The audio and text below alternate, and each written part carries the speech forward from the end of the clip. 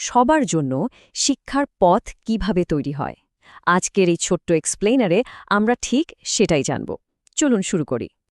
একটা সাধারণ হাতে আঁকা ম্যাপ কিভাবে 100 ভাগ স্কুলে ভর্তি নিশ্চিত করে, চলুন চমৎকার এই ট্র্যাকিং সিস্টেমটা দেখে নিই।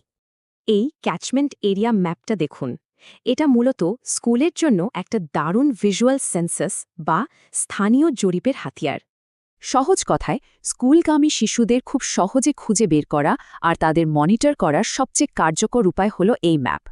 সবচেয়ে মজার বিষয় হল এর ভিজুয়াল কোডগুলো।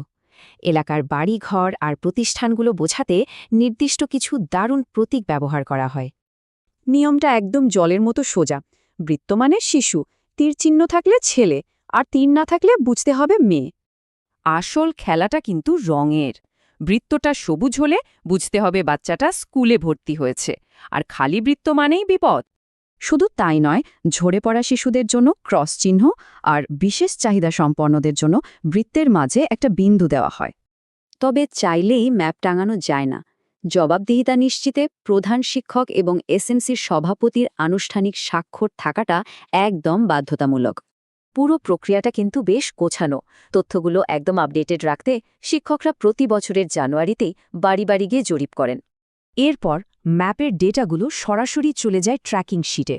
উদ্দেশ্য একটাই, যেসব শিশু ক্লাসে নেই তাদের দ্রুত খুঁজে বের করা। এভাবেই একটা সাধারণ ম্যাপ হয়ে ওঠে পিছিয়ে পড়া শিশুদের খুঁজে বের করার অত্যন্ত শক্তিশালী আর কার্যকরী একটি টুল। এরপর শিক্ষকরা আক্ষরিক অর্থেই ম্যাপ ধরে ওইসব বাড়িতে পৌঁছে যান এবং শিশুদের স্কুলে আনার দ্রুত ব্যবস্থা নেন। জবাবদিহিতার জায়গাটা ওপরের স্তরেও বেশ কড়া। সহকারী শিক্ষা অফিসাররা স্কুল পরিদর্শনের সময় এই ম্যাপগুলো খুব ভালোভাবে যাচাই করেন। এই কর্মকর্তারা প্রধান শিক্ষকদের প্রয়োজনীয় প্রশিক্ষণও দিয়ে থাকেন, যেন ম্যাপের তথ্যের সাথে ক্লাসের বাস্তব উপস্থিতির পুরোপুরি মিল থাকে।